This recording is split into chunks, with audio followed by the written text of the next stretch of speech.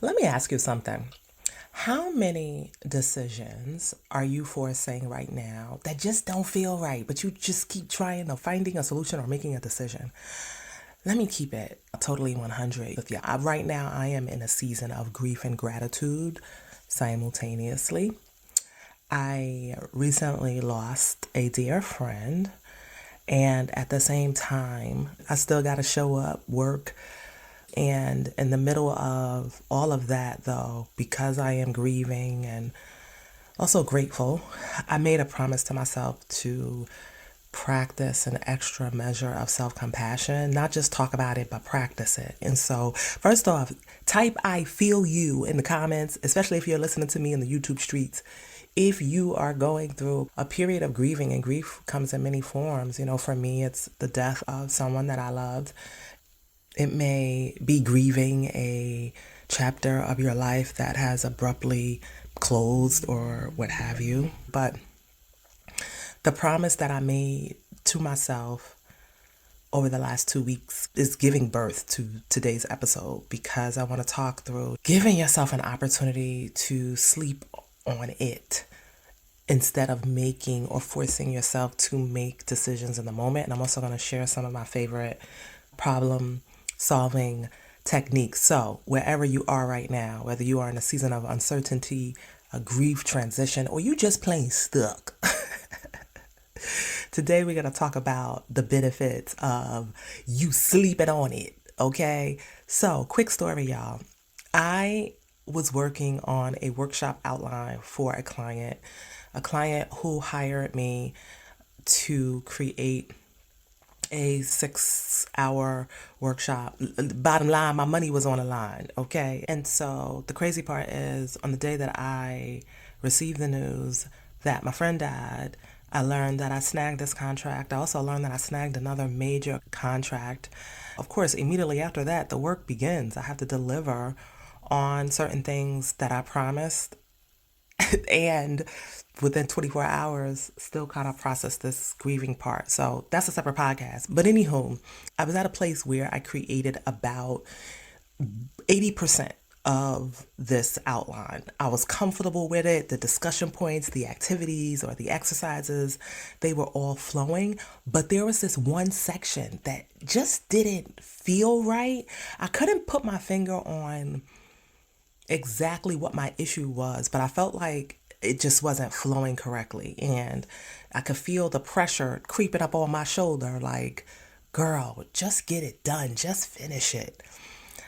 And I just couldn't do it. Again, it wasn't the whole outline, it was a part of it.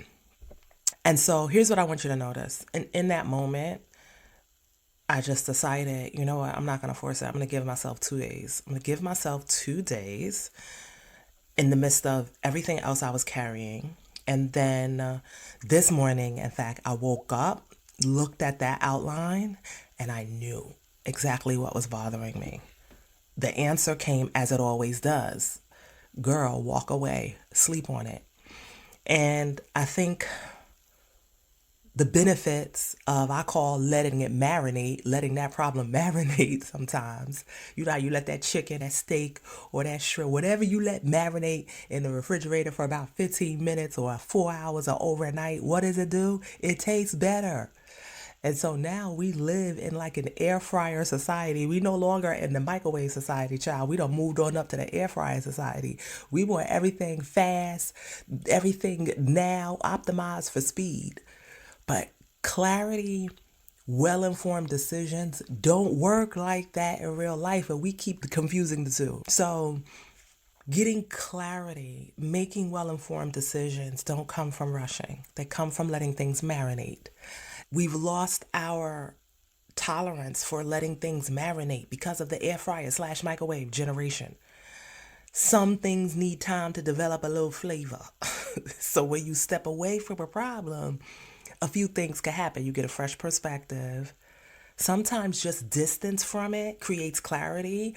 I know at one point in my life, I was interviewing entrepreneurs and leaders all around the world, and I would write articles about them. And sometimes I would wake up that next morning, read what I wrote, and was like, girl, what was you thinking? This is terrible. Wait, you missed that part? You missed that part? So sometimes the distance creates clarity. What felt like I was hitting a brick wall at 8 p.m. or 6 p.m. looks like an open door at 7 a.m. 7 a.m. this morning, I had my coffee and I was like, oh, okay, girl, nah, this is what we gonna do. I truly believe that your subconscious keeps working. You just don't stop processing it just because you stop staring at the computer screen. Your brain behind the scenes is possibly still connecting the dots while you sleep, while you walk, or just restoring itself. Trust that. And here's the thing, sometimes I realize it's not the whole thing that keeps you stuck. It's just like one piece of the problem, right? It's just one section of my outline. And I just had to slow down so I can isolate exactly where my issue was instead of throwing the whole thing out the door. And so for you, that may look like closing your laptop instead of forcing another hour looking at that screen. That may look like not responding to that text message tonight or that email. It's saying in a meeting, I need some time to think about this. Let's revisit it in the morning. Now, I want to be clear about this. I'm not telling you to let it marinate forever because that's just procrastination package with a pretty bow on top. There's a principle that I learned a few years ago. It's called Parkinson's law. And the premise of the principle is that your work expands to fill the time you give it. So if you say, I'm going to figure this out eventually, child, ain't never going to come, okay? If you give something unlimited time, it will take unlimited time. However, give yourself a container. So in this specific problem that I was having, I gave myself 2 days. Because I had 2 days, I knew my deadline and I just worked within it. And I said, like this, I guess you would call it an internal checkpoint, that if I can't resolve this section in 2 days, I'm just going to send it anyway. And for me, that was self-trust in action. I just really had to say to myself, I'm giving myself 2 days, I'm going to figure this out. Now, that brings me to another problem-solving framework that I love. This framework apparently is from Jeff Bezos, the founder of Amazon, and he calls it the two-way door. And so the idea is simply when you're facing a problem or a decision, ask yourself if this is a one-way door or a two-way door. A one-way door is irreversible. You go through that door, you can't easily come back. So that problem or that decision deserves slow, careful deliberation. Now, a two-way door is reversible. You can walk through, assess, and course correct if needed. And here's the truth. Most of our decisions are two-way doors, y'all. We just treat them like it's a one-way door. So my workshop outline really was a two-way door. I could send it at 80%, like, Candia, this is 80% ready. Be okay with that. With the intention that I was going to get feedback from the client and refine it. My world wouldn't end. My relationship with the client wouldn't end. In fact, the feedback would simply strengthen our opportunity to do great work together. So oftentimes, the trap that we fall into is treating every decision like a one-way door. That's where most of us freeze up. Now, I want to talk about something else that you've heard me. If you are a longtime listener of the podcast, you know I talk about the experimental mindset all of the time. Because let's talk about that 80% that I shared earlier. I have to put an 80% cap on me. Now, my coach, shout out to Cody. Cody says it should be 70%, but child, it's I don't know, letting something go at 70% is kind of hard. But anywho, I told myself if I can't get this to, where I'm totally happy with everything, I am willing to send it with that gap. Because one, I know I have a relationship with this client and they know my work. There's a trust factor there. Two, feedback is part of the process.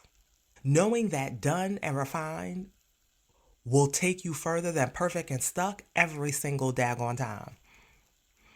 Anticipating feedback, whether it's from your boss, your client, or friends, anticipating feedback from wherever you need to get it releases the pressure for things to be perfect.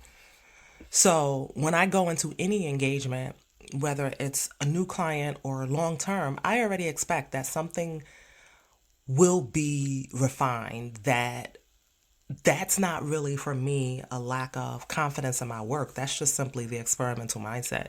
It means I trust the process more than I fear the gap that I'm in.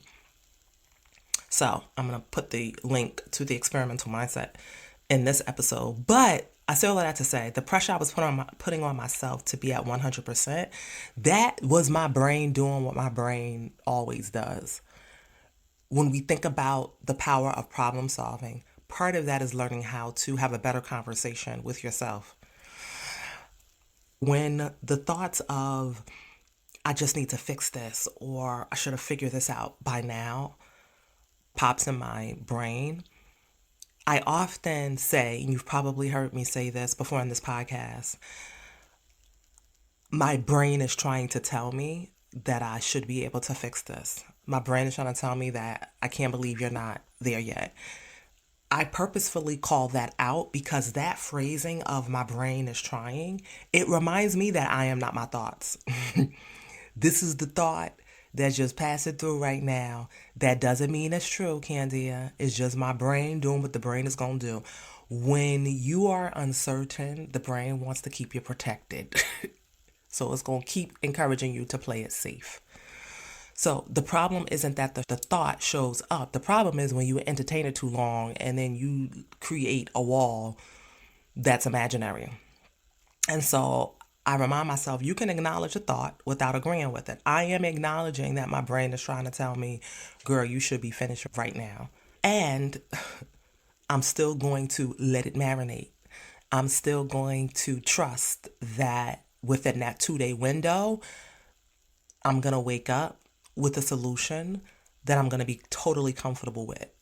And that, in fact, is regulation at its finest. You can notice the thought without letting it dictate your next move at work or in life. So I shared all of this because this workshop outline problem or challenge that I was having was a small story. The bigger story is this season of slowing down and lightening up that I'm in. Who knew that grief would be a part of it? The season of this podcast is leading without losing it. And if it's one thing I know for sure is that grief doesn't pause for deadlines. And even when you think about uncertainty, it doesn't wait until you're ready to work through it. But in the middle of both of these situations, I'm slowing down, trusting that everything will work out, that this season I'll get through, noticing that my capacity for work, even interactions, relationships, I'm not at full capacity because of everything that's going on. And however, another thing that I've been reminding myself of too is that my role in this season is not to understand why everything is happening, but to trust that everything is working out for my greater good, even when my brain or situations try to tell me otherwise. And I'd like to invite you into accepting that as maybe true for you too. And here's another invitation, like what are you forcing that needs maybe just a little bit more time to marinate? What are you treating like a one-way door that's actually a two-way door?